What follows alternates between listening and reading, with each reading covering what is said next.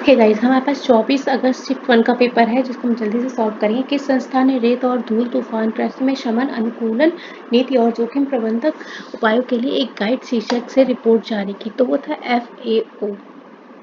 ठीक है, फटाफट से कर लेंगे, ज़्यादा टाइम वेस्ट नहीं करते हुए। दिल्ली का पहला सुल्तान कौन था? क्वेश्चन करवाया था। कौन था? कुतुबुद्दीन ऐबक बताया था। SSC में आया हुआ क्वेश्चन है। पृथ्वी के प्रथम सुपर कॉन्टिनेंट बड़े महाद्वीप का क्या नाम है? तो उसका नाम है हमारा ऑप्शन नंबर 4 पैंजिया। कौन सा संगठन दुनिया के सबसे गरीब विकासशील देशों को ऋण और अनुदान प्रदान करता है? वो है विश्व बैंक, वर्ल्ड बैंक। वेदों में मानव अधिकार को निम्नलिखित अवधारणा से दर्शाया गया है। कैसे? वेदों में सबको समान बोला गया है। ठीक है, समानता। व्यापार घाटे से क्या अभिप्राय है? जब देश का आयात उसके निर्यात से अधिक होता है। तो हमें कहाँ मिल रहा है? ऑप्शन नंबर 4 में, जब किसी देश का आयात उसके निर्यात से अधिक हो जाता है। उत्तर प्रदेश में कुश्ती के पारंपरिक रूप का नाम बताइए जिसमें कुश्तीबाज विशेष रूप से मिट्टी के गड्ढे में अभ्यास करते हैं, जिसे अखाड़ा कहा जाता है। उसे कुश्ती या पहलवानी कहा जाता है। किस बैंक ने भारत में विमुद्रीकरण का समर्थन किया था? रिजर्व बैंक ऑफ इंडिया ने, सॉरी इधर है, रिजर्व बैंक ऑफ इंडिया ने डिमोनेटाइजेशन का समर्थन किया था। निम्नलिखित में से किस साइबर अपराध में संवेदनशील जानकारी का खुलासा करने के लिए व्यक्तियों को धोखा देना शामिल है? उसको फिशिंग बोलते हैं। ठीक है, नेक्स्ट, साहित्य में नोबेल पुरस्कार प्राप्त करने वाले पहले भारतीय कौन थे? सबको पता है, रविंद्रनाथ टैगोर जी थे। जर्मनी की राजधानी क्या? ये भी बताया था और ये भी बताया था, जर्मनी की राजधानी बर्लिन। इसके अलावा नेक्स्ट, पृथ्वी का एल्डिगो काफी हद तक किससे प्रभावित होता है? ये वायु में धूल के कणों से ज्यादा प्रभावित होता है। डीएनए की संरचना किसके द्वारा खोजी गई थी? बताया था वॉटसन एंड क्रिक के द्वारा। ठीक है, सेल थ्योरी भी दी गई थी इनके द्वारा, याद करो। नेक्स्ट, विजयनगर साम्राज्य की स्थापना 1336 में किसके द्वारा की गई थी? क्वेश्चन बताया था ना, हरिहर और बुक्का। मेगा शहर वो है जिनकी जनसंख्या किससे ज्यादा है? 10 मिलियन से ज्यादा है। कौन एक ट्रोजन वायरस कई सोलर विंड्स ओरियन प्लेटफॉर्मों पर डाला गया था? उसका नाम था सनबर्स्ट। हर वर्ष किस दिन को विश्व कला दिवस कराया जाएगा? 15 अप्रैल को, है ना। नेक्स्ट, भारतीय संविधान का अनुच्छेद 352 हो भाई, डे 141 याद करो। कितना अच्छे से मैंने बताया था। डे 141 वीडियो जाकर देखो, 141 या 142 ऐसे समथिंग है। 3 बताए थे ना आर्टिकल। 352 किससे रिलेट करता है? राष्ट्रीय आपातकाल से। कहाँ पे है हमारा? थर्ड ऑप्शन में मिल जा रहा है। महिलाओं और SC/ST समुदायों में उद्यमिता को बढ़ावा देने के लिए भारत सरकार और कौन से कार्यक्रम शुरू किए गए थे? तो स्टैंड अप इंडिया। किस भारतीय योजना का उद्देश्य असंगठित क्षेत्र के श्रमिकों को 60 वर्ष की आयु के बाद न्यूनतम 3,000 प्रति माह पेंशन प्रदान करना था? तो श्रम योगी मानधन, प्रधानमंत्री श्रम योगी मानधन।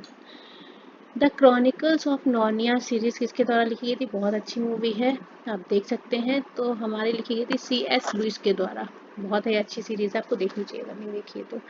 जन्म या अप्रवासन के माध्यम से जनसंख्या के प्रवेश करने वाले लोगों की संख्या का उत्प्रवास या मृत्यु से इसे छोड़ने वाले लोगों की संख्या में बराबर होने वाली स्थिति को क्या कहा जाता है? इसे कहा जाता है जीरो जनसंख्या वृद्धि। ठीक है, जब पैदा होने वाले और मरने वाले बराबर हो जाते हैं। ठीक है, भारतीय तकनीकी और आर्थिक सहयोग कार्यक्रम का उद्देश्य क्या था? तो तकनीकी सहायता एवं प्रशिक्षण प्रदान करना।